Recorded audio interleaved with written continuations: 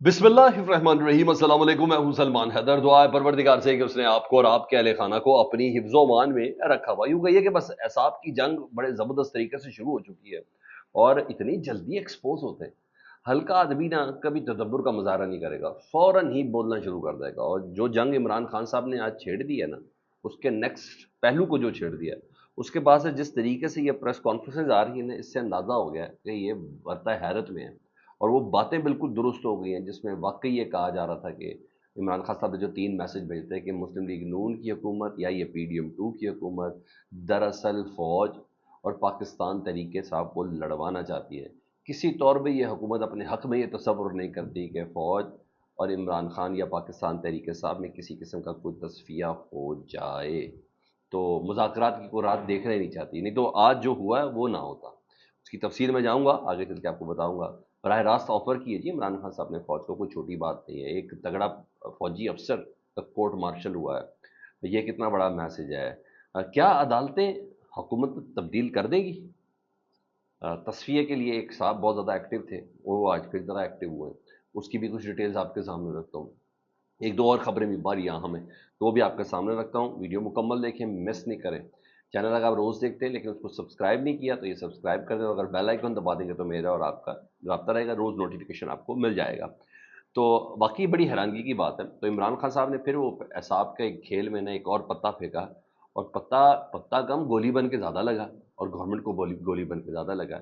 सब परेशान हैं, वर्ता हैरत में है कि ये क्या हो गया है। एकदम से वो बंदा जिससे तमाम जमातें इंसिक्योर हैं, और जिस जो अवाम में मकबूल तरीन जमात भी है, और उसका लीडर भी अवाम में मकबूल तरीन है, वो इमरान खान।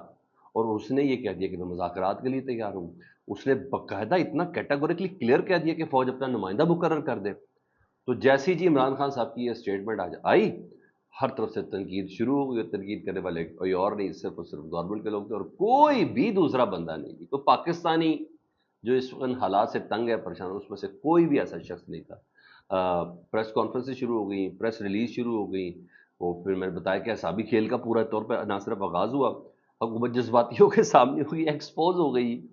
और भाई, इमरान खान साहब ने अगर ये कहा है कि फ़ौज अपना कोई नुमाइंदा मुकर्रर करे, मैं बात करने के लिए तैयार हूँ, तो क्या इससे पहले फ़ौज नुमाइंदा सरेआम मुकर्रर करती थी?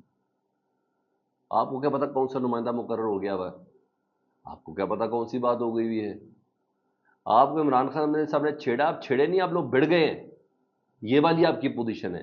मुझे बताएं, PDM-1 में जो जनरल बाजवा साहब थे, उन्होंने कोई अपना नुमाइंदा मुकर्रर किया हुआ था? वो नुमाइंदा था किसी के सामने? ये तो बाद में पता चला। ये तो बाद में पता चला है कि मोहम्मद जुबैर साहब मुलाकातें करते थे। ये तो बाद में पता चला है डिग्गियों में नवाज शहबाज शरीफ मुलाकातें करते थे। ये तो बाद में पता चला है लंदन में गोडे पकड़े गए बकौल कैप्टन सफदर साहब के। तो जो डील हुई थी वो ओपन थोड़ी होती है। लेकिन इमरान खान साहब ने चंद मिनटों में ना एक्सपोज करके रख दिया। हाँ, उन्होंने अपनी गुफ्तगू में मरियम नवाज साहबा का जरूर कहा फाशिस्ट, फौरन मरियम औरंगजेब साहब आ गई। उन्होंने अपनी गुफ्तगू में जिस जिसका जिक्र किया वो सारे अपनी पोजीशन क्लियर करने के लिए आ गए। हाँ, पूछा एक जगह पे कि अगर नुमाइंदा, अगर मोहसिन नकवी साहब हो तो कैसा रहेगा? मैंने कहा सवाल ही पैदा नहीं होता, इसने तो मेरे घर पे भी हमला किया था। लेकिन उन्होंने कहा कोई और नुमाइंदा मुकर्रर हो। लेकिन हाँ, इमरान खान साहब ने मुज़ाकरात के लिए शराइत रखी थी। वो शराइत आपको पता सामने लानी ही नहीं थी, क्योंकि फिर वो मीडिया मैनेजमेंट कैसी होती है। वो शराइत जो है वही बड़ी अहम है। सबसे पहला मुतालबा इमरान खान साहब ने रखा है, गौर से सुने। उन्होंने कहा चोरी किया गया जो मैंडेट है ना, वो वापस किया जाए। चोरी किया गया मैंडेट वापस किया जाए, ये पहला मेरा डिमांड है। दूसरी है गिरफ्तार कारकुनों को रिहा किया जाए और उनके मुकदमात का खात्मा किया जाए। और तीसरा मरहला मुल्क बचाने का है, जो साफ और शफाफ इलेक्शन के बाद ही मुमकिन होगा। ये तो बड़े स्ट्रॉन्ग है। इन शराइत का तो किसी ने जिक्र ही नहीं किया जो इमरान खान साहब ने आज रखी है। तो इमरान खान की डायरेक्ट फौज से आमादगी ज़रूर बताइए कि जी डायरेक्ट फौज से आमादगी जाहिर कर दी इमरान खान साहब ने, ये सब किया। तो ये शायद बहुत ज़्यादा स्ट्रॉन्ग है, और एक एक चीज़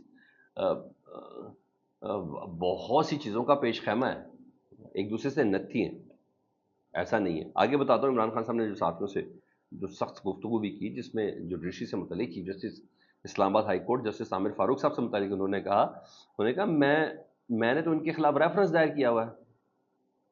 چیف جسٹس یعنی اسلام آباد ہائی کورٹ جو ہے عامر فاروق مجھے تو ٹیریان کیس پہ پھنسانا چاہتا تھا. میرے اور اہلیہ کے سارے کیسز عامر فاروق کیوں سنتا ہے؟ چیف جسٹس اسلام آباد ہائی کورٹ. مجھے 9 مئی میں جو جوڈیشل کمپلیکس اغوا کیا تھا، جو عمران خان صاحب کو یہاں پکڑا تھا رینجرز کے لوگوں نے، انہوں نے کہا جو اغوا کیا گیا تھا تو عامر فاروق نے اسے درست کرا دیا، جس کو سپریم کورٹ نے ریورس بیک کیا تھا نا. میں نے کہا وہ تو اس نے اس کو درست قرار دیا تھا. اس وقت یاد ہے عمران خان صاحب کے فون پہ بات بھی ہوئی تھی. یہ ہم نے کہا عامر فاروق ملا ہوا ہے.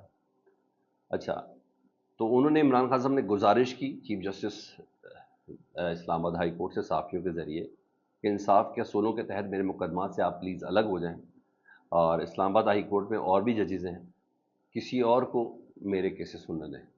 ٹھیک ہے، یہ کیا، یعنی درخواست بھی کی عمران خان صاحب نے سختی سے ذرا سمجھایا بھی ہے. یہ سب چیزیں ہوئی ہیں. مولانا فضل الرحمان صاحب والی بات کہ مولانا فضل الرحمان صاحب یہ کہہ رہے ہیں کہ پاکستان تحریک انصاف قومی اسمبلی سے استعفیٰ دینے کے لیے بھی تیار ہے اور کے پی کے اسمبلی تحلیل بھی کرنے کے لیے تیار ہے. انہوں نے کہا بالکل، یہ بڑی غور طلب بات ہے. انہوں نے کہا بالکل ایسا ہے. وہ کہتے ہیں مولانا صاحب جو بات کر رہے ہیں وہ تیسرے مرحلے کی کر رہے ہیں. تیسرا مرحلہ کون؟ جو عمران خان صاحب نے بھی بتایا کہ تیسرا مرحلہ یہ ہے کہ صاف اور شفاف انتخابات کرائے جائیں. وہ تیسری شرائط تھی نا، صاف اور شفاف انتخابات ہو جائیں، اس کے بغیر پاکستان کی ترقی ممکن نہیں. کہتے وہ تو تیسرے مرحلے کی بات کرتے. تو آپ اس سے اندازہ لگا لیں کہ عمران خان صاحب کی پیغام رسانی ہے. یہ باتیں ہوئی ہیں عمران خان صاحب کی وہاں پر، یہ باتیں ہوئی ہیں عمران خان صاحب کے اجازتوں کے ساتھ جو مولانا صاحب بات کر رہے تھے. جی، اس سے آپ اندازہ لگا لیں کہ اندر بیٹھ کے بھی خان صاحب بہت سمجھداری سے چل رہے ہیں اور باہر سے باخبر بھی پورے ہیں. یہ چیز ہے. محمد علی درانی صاحب آپ کو پتا ہے پچھلے دنوں بہت زیادہ لائم لائٹ میں تھے، کوششیں کر رہے ہیں، وی لاگس بھی کر رہے ہیں، پروگرام میں ایز اے گیسٹ بھی آ رہے ہیں. ہمارے بھی پروگرام میں ایز اے گیسٹ آئے اور انہوں نے کہا کہ جی میں پورے تصفیے کی کوشش کر رہا ہوں پاکستان تحریک انصاف اور فوج کے درمیان، کہ پاکستان کی سب سے بڑی سیاسی جماعت ایک فوج کے ساتھ مد مقابل جا کے کھڑی نہ ہو. یہ وہ سب پوری کوششیں وہ کر رہے تھے. آج انہوں نے بڑی زبردست، یہ صاحب مسالت کی کوشش کر رہے تھے، انہوں نے بڑی زبردست اسٹیٹمنٹ دی. وہ کہتے ہیں کہ مجھے بہت جلد عدالتی فیصلوں کے ذریعے حکومت تبدیل ہوتی نظر آ رہی ہے. اچھا غور کریں، حکومت ختم ہوتی بھی نہیں کہہ رہے، وہ کہہ رہے ہیں حکومت تبدیل ہوتی بھی نظر آئی. تبدیل تو تب ہوگی جب فارم 47 کے فیصلے ہوں گے.